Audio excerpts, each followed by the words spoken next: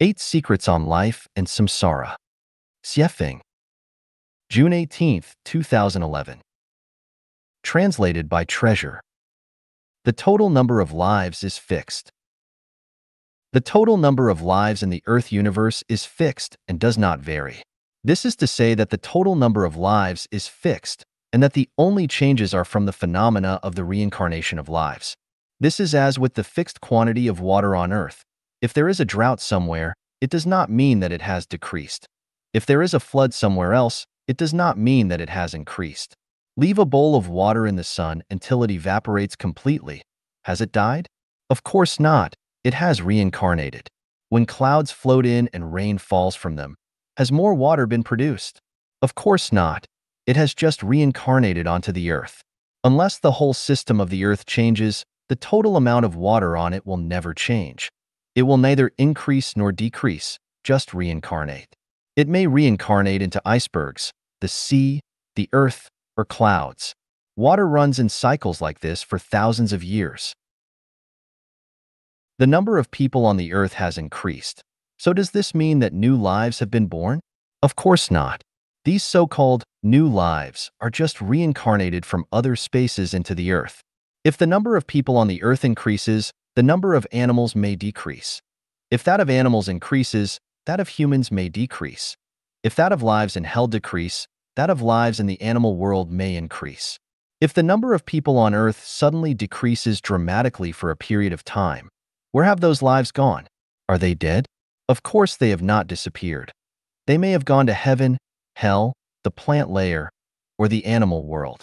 In short, the amount of life in the Earth universe remains the same, just as with the total amount of water on Earth. The lower a life's level is, the greater its quantity is.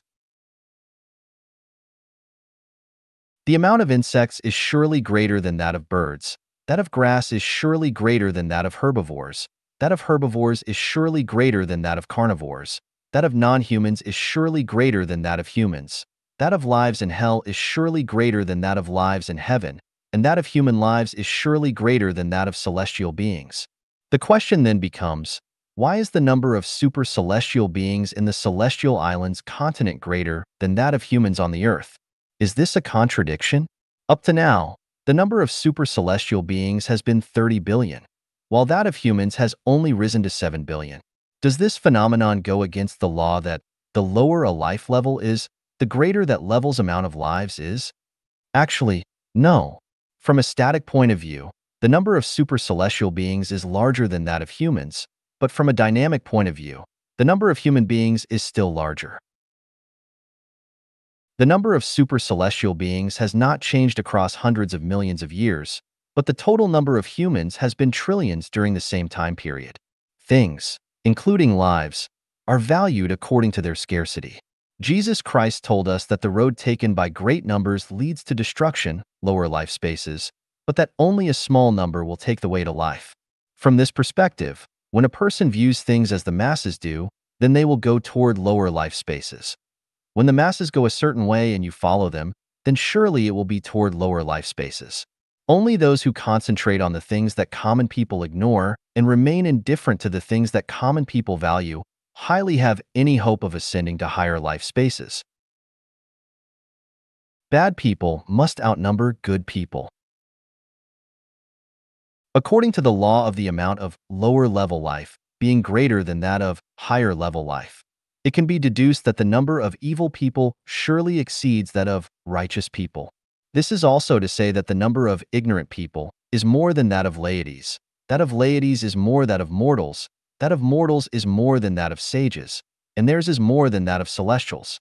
It is as in human society where the number of common workers exceeds that of business managers, that of managers exceeds that of city mayors, that of mayors exceeds that of provincial governors and ministers, and theirs is greater than that of national presidents and prime ministers.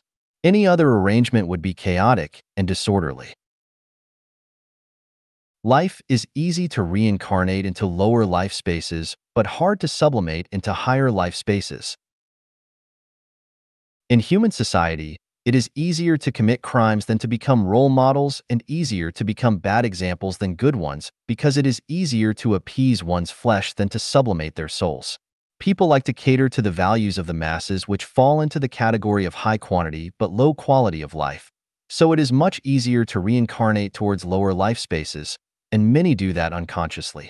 Therefore, when the masses believe that, when a boy grows up, he takes a wife, and when a girl does so, she finds a husband, it is a natural outlook on life, and you can predict the results when you take it as your own. When you follow the masses who are making money and doing business with companies, the consequences of reincarnation can be foreseen. But when you follow those who practice Qigong to attain Buddhahood or become celestials, you will certainly achieve a very different result. The number of people who are going to higher level spaces is small.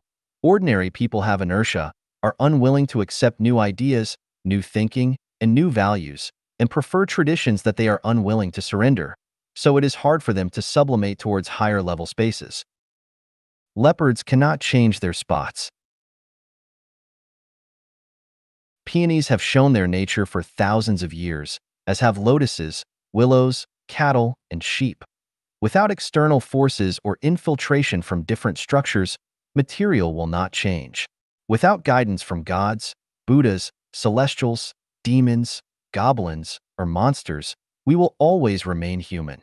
Therefore, in the process of reincarnation, we must approach those who have the consciousness of celestials, Buddhas, and gods. If we hear their teachings and practice them, then we will be blessed greatly. In the same way, if we follow people with elusive thinking, it will surely lead us astray. If you want to sublimate your life to higher level spaces, then you must never follow the words and deeds of like-minded people. A leopard cannot change its spots, and it is very difficult to change a person. Therefore, every stylite must remain awake. If there is no experience of being reborn, then their own life will be difficult to sublimate. The direction of life is determined by our consciousness when we are dying. The direction of life is determined by people's consciousness at the moment when they retire from this world. We know that the essence of life is determined by its non-material structure, which is mainly shaped by its type of consciousness, its non-material structure, and its life state.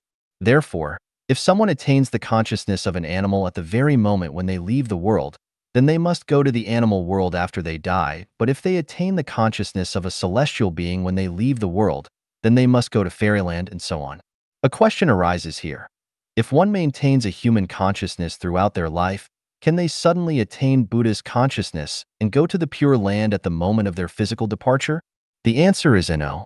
There is no possibility of a qualitative change without an accumulation of smaller quantitative changes, nor can anyone overcome the gravity of their life. Additionally, human consciousnesses develop toward the places where their treasures lie.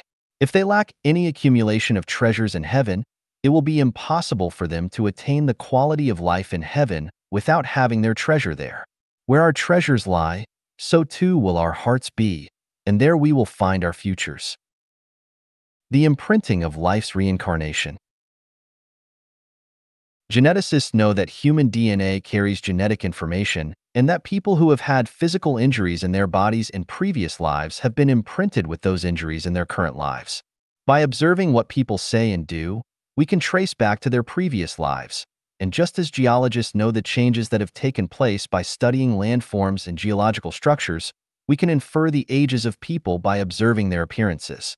As we study different kinds of people, we can see that some had been specific types of animals in their previous lives, some must have been humans, and some are from heaven.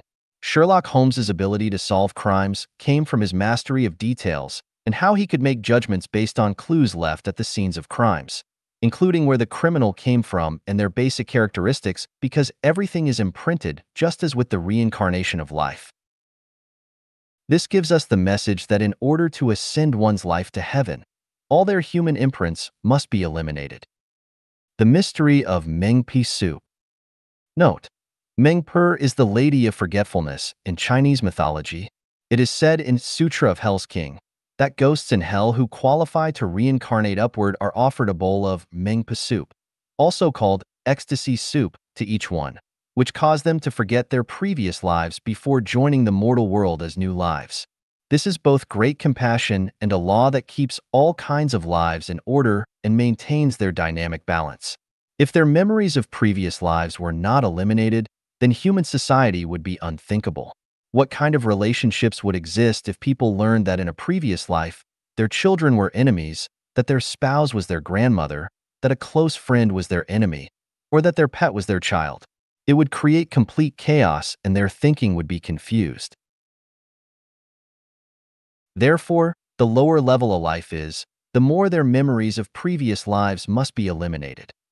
Otherwise, not only would the mortal world be chaotic, but even heaven would be. Each life's information about their previous lives are in codes which cannot be revealed or deciphered randomly. These are cosmic secrets, and if they were to be revealed, conflicts and disasters would result inevitably.